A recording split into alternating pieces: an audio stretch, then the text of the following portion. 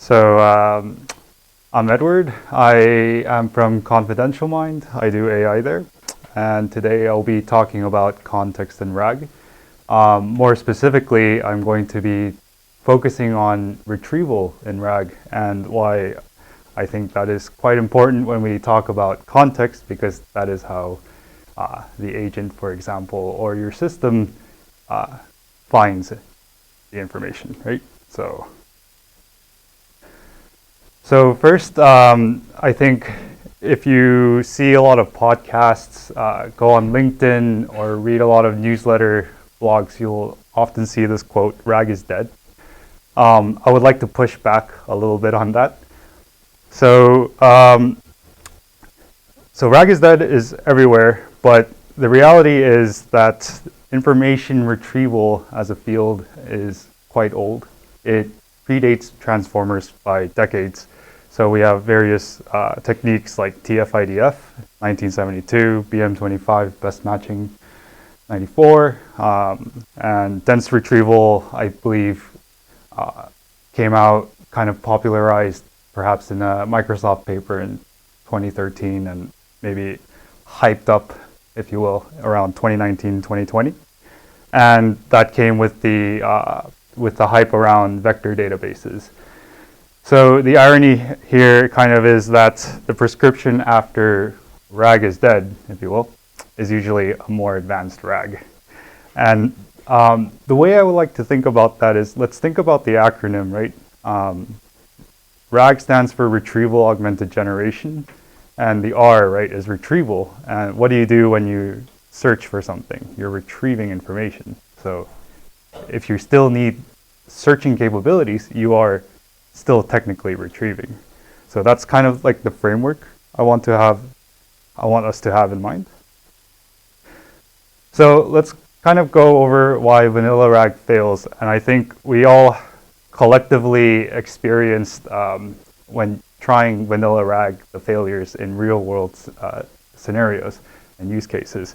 So user sends a query, you embed it, you retrieve the vectors through semantic search, cosine similarity typically. You get the chunks, and you get a confident wrong answer.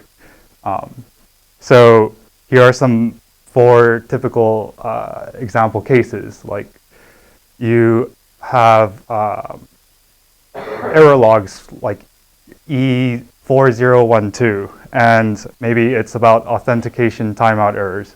But then when you run your retrieval, you get E4011 and E4013, and they might be all about authentication timeout errors. But when you look deeper, maybe 4011, 4013, and 4012 might have completely different root cause analysis and ways to fix the issue. So if you feed the wrong context to the LLM at the end of your RAG pipeline, well, you might get confident hallucinations. So second case is policy documents. So suppose you have documents about vacation policies, but vacation policies, maybe in a large organization, you might have US documents, you might have EU documents, you might have Asia Pacific. And you might have versions 1, version 2, version 3. Some may be deprecated, etc. And if you don't control for this, you will also get bad context. Some other 2 we have are silent regressions. If you add new documents, you can shift the embedding neighborhood. And so if you're not carefully monitoring the performance through rigorous evaluation, you might find that the ranking will shift, and you might find that your precision falls. So, and also a split context here is when you have a long document. So let's say you have the correct answer to your query is in a document in 3 different places, and they are not co-retrieved together, then you have incomplete information for your LLM. And that could be a failure mode. So I will show you the first 2 through a demo real quick.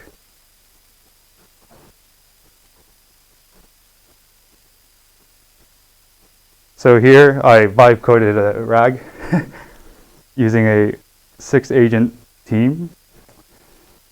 And I will show you, for example, using ChromaDB in the background.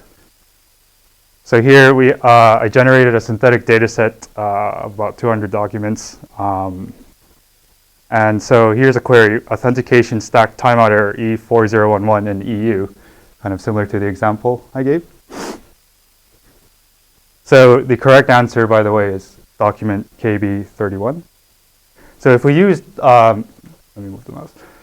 So if we use naive vanilla RAG, of course, we will find issues. Like if you look at the retrieved documents here, they're all about authentication timeout, but none of them are the correct documents. And you see, for example, versions being off. One of the document has been deprecated, etc. And deep inside, you might have different wrong error codes as well. And this is a weakness of semantic search. And also, you can notice that the score is quite clustered together. So if you apply BM25 search, on the other hand, you get keyword search. So this is more like best matching. So here, if the document has words that match the query, then you get higher scoring. So here, we see the correct answer rise up to second place. So you can fuse semantic search and sparse vector search, or BM25, together and combine the results through something like reciprocal rank fusion. And there we also see that you now mix together the semantic results and the keyword matched results together. And even better is if you, for example, apply a cross-encoder re-ranker or an LLM-based re-ranker. So that's actually this right here. And here we see that you provided a second step where after the first stage retrieval, these results get sent to a cross-encoder that then compares this against the query and then reorders the list. And here we can see that the scoring is now much more widened. So this is a quick example of why or how you can improve your retrieval. Okay, so patterns you can use. So first one I just showed you, hybrid search plus re-ranking. Combine dense vectors with sparse, for example, BM25 or Splade for exact term recall, and fuse with reciprocal rank fusion, for example. Second pattern that I will show next is metadata filtering. So tag the data with region, date, product, version, etc., and filter before or during retrieval. And before I show the second one, a side point I would like to make is I think maybe some of you might be familiar with agentic search, kind of popularized in discourse from Claude Code, where the search pattern is not semantic search, but you give the agent file system tools like grep, glob, and it can search over the files. So this is kind of, in a way, keyword search. And as the LLM has the ability to reason and expand the keywords that it can search through in your file system, it's kind of like sparse lexical expansion. So in a way, it's still retrieval.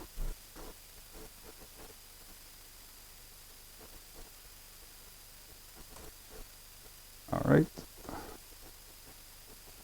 Hard to type with one hand. And this thing here. Sorry.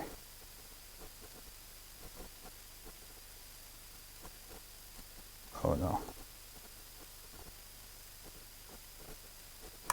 So here, yes. So let's say we have a query. What's the authentication setup process? And suppose we don't apply any filter here, and we do a hybrid search, right?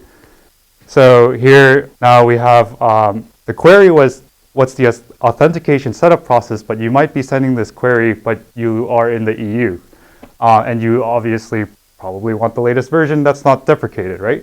But then your search results, your LLM gets a mixture of US, Asia Pacific documents, and also versions 1, 2, and 3 across these documents, and one of them is even deprecated. So you feed all of that to the LLM, and you're probably going to get bad responses. So suppose we then add this filter, EU, region EU, version 3, and not deprecated. So here now the documents retrieved follow a neat pattern where only the EU region documents are retrieved with version 3 that are not deprecated, and we get the document that we are looking for. So now one thing is you can also set up a pipeline, if you will, where you can use an LLM to also extract the filters from. So this is how I like to think about it, is a query intent parsing step. So how do I set up authentication for our EU deployment on version 3? We upgraded last month. So now the LLM has extracted these filters. This is your metadata. And we get very clean results.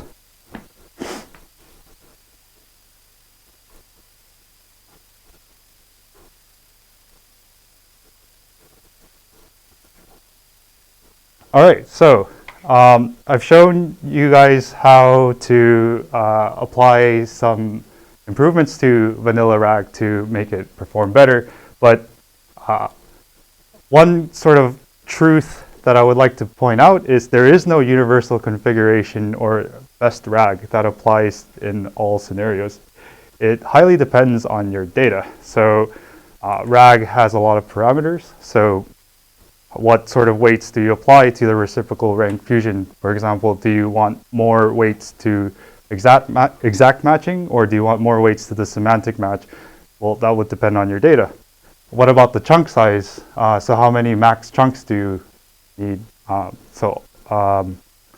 so on. So the way you can kind of tackle this is to build your eval set, and building a private eval set is a great idea, and you can start small with, for example, 30 to 50 queries with known correct answers and correct documents, and you can use that to iterate, put it into your CI, and see what is going on in your RAG system. And you can also use open source tools or build your own observability stack. And for example, I will demo soon Langfuse, where you can collect the traces and see the latency in the stack trace right here, and see exactly what's happening in your RAG when you input a query, see what metadata was applied, what the retrieved chunks were, the re-ranked list, the final generation, etc.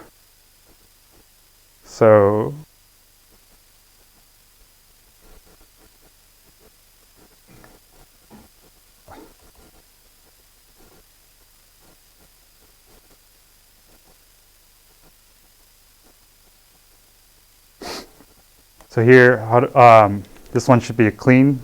How do I fix error of E4012 in the EU region? So we extract the filters, and then we get the retrieval. And you re-rank, and then we get our generated answer. So let's look at a broad query that is quite ambiguous, like what's the billing process? So here, the extraction step managed to get 2 metadata. And the hybrid retrieval here tries to collect what it can. But obviously, we see EU, Asia Pacific, US, all kinds of different versions. Not looking so good. And then the re-ranker does what it can, and you probably will get a bad answer. And here is an example of a multi-document topic, so where we need multiple chunks. So how do I set up SSO for our Asia Pacific version 3 deployment. Quite straightforward. So we expect to see Asia Pacific version 3, etc., etc. We get a very nice clean retrieval, re-rank, SAML configuration. Bam. And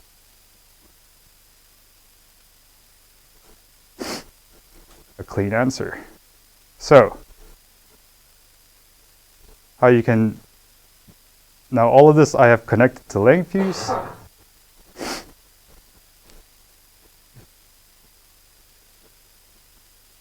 Sometimes it takes a little bit to load. So here, let's take like the broad query that was ambiguous. Here we can see it might be quite small. But here we can see the filter extraction where there's the 2 filters applied right here. And also, before that, you can see a waterfall of the traces. It's kind of spaced apart because I had to input enter.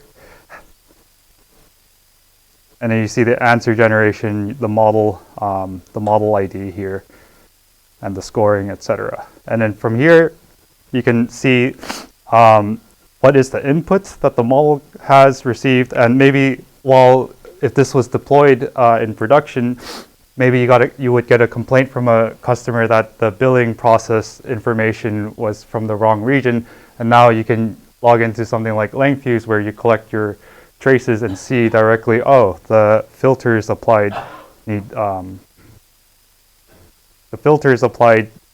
tuning, so maybe the filter extraction prompt needs to be improved, or perhaps you would need to extract deterministic metadata, for example, where you collect the user location that inputs the query. And now you have an idea of how to improve your RAG system, and that's what I wanted to show.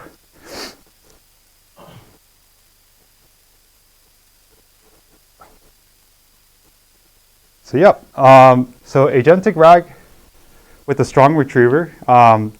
So here in the middle is our RAG system that we have described and went over. And what agentic RAG is at a high level is you have an agentic controller, and you apply the React framework where the agent, once it gets its retrieval results, can reason over and decide whether to try and search again through a different strategy. And if it needs to, then it might apply different queries, apply different filters, and agentically search for the right document. And if it gets what it needs, then you have your answer. So the key component here is the retriever, right?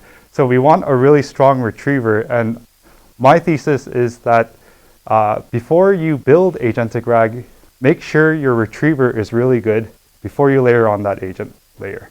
And once you have a good retriever, your agent can search with less loops, less iterations, and find the information faster. And that's one way to get the right context, and also to not bloat your context so much. And that's it. I think that's a good segue for the next speaker, who will talk about context management for agentic RAG. Thank you.